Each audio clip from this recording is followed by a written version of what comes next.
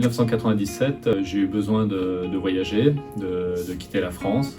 Je suis parti en Amérique du Sud pour 4 mois avec un vol aller simple Paris-Buenos Aires et un retour Mexico-Paris. Pendant ces 4 mois, j'ai visité un peu tous les pays d'Amérique du Sud, dont la Bolivie et le Pérou, dont je suis tombé vraiment amoureux.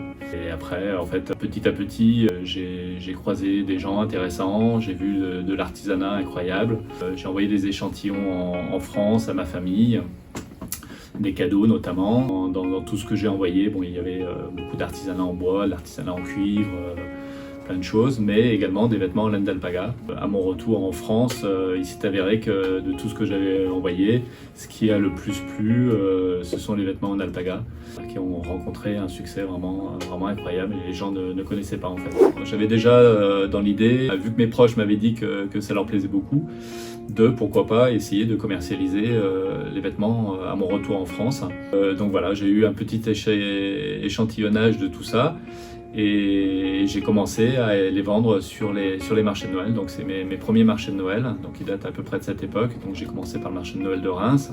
Le souci qu'il y avait, c'est que les vêtements plaisaient énormément, la matière plaisait énormément, que ce soit au niveau de la chaleur, de la douceur, de la qualité. Les gens, pareil, étaient très très surpris par cette matière qui était nouvelle à leurs yeux. Sauf que ce qui déplaisait un petit peu à l'époque, c'est le côté... les Péruviens, en fait, ils fabriquaient ces vêtements pour les vendre aux touristes qui arrivaient dans leur pays. Donc à chaque fois, ils mettaient des petits lamas, des alpagas, des incas, avec leur chuyo, avec toute la panoplie. Donc, ce qui est très bien quand on ramène un souvenir à ses proches, mais par contre, ça ne coïncide pas avec le marché européen et français notamment. Et les gens, quand ils achètent un vêtement en France, même s'il est en laine d'alpaga, voilà, ils veulent que ce soit facile à porter et sans motif particulier. Donc c'est de là que j'ai eu l'idée de lancer ma propre marque avec des designs plus modernes, plus européens et toujours avec cette laine d'alpaga. On a démarré la maison de l'alpaga comme ça. Et de suite, dès l'année d'après, sur le marché de Noël, ça a été juste incroyable les retours que nous avons eus parce que les gens avaient l'impression d'acheter dans un magasin de mode un produit d'une qualité incroyable et ça a démarré comme ça l'aventure.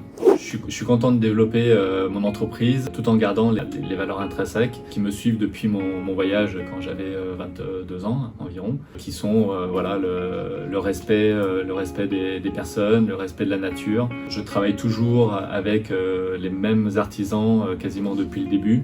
Ça fait une bonne quinzaine d'années que mon bras droit sur place, donc Eduardo, qui est un ami, m'épaule dans tout ce que je fais. On connaît les artisans, les éleveurs avec qui on travaille. Donc ce sont des éleveurs souvent qui ont un cheptel de 50 à 100 alpagas, pas plus, qui n'ont que ça pour vivre. On leur achète leur laine, donc ça fait vivre des familles entières. En plus des artisans qui tricotent nos vêtements, donc sur des machines à tisser manuelles ou à la main.